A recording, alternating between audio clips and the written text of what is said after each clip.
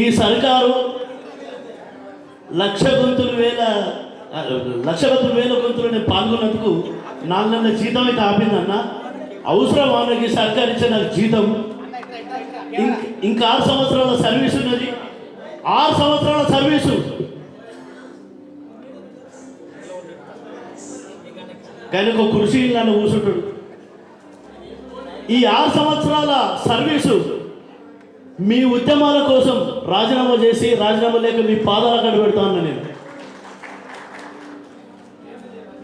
6 సంవత్సరాలు నౌకర్ రాజీనామా చేసి మీ పాదాల కడ పెట్టి మీ వెనుక నేను మీ చిట్క నిలబెట్టుకొని మీ బాటలో నేను వస్తా అంటే నువ్వు బరాబర్ నా బాటలనే రావాలి. కానీ నౌకర్ వదిలిపెట్టొద్దు, యుద్ధమే చేయాలి. నువ్వు నీది పెద్ద కుటుంబం, చాలా పేద కుటుంబం. ఎవడిచ్చిన నౌకరు కాదు, మీ అయ్య చచ్చిపోతే వచ్చిన నౌకరి అన్నాడు.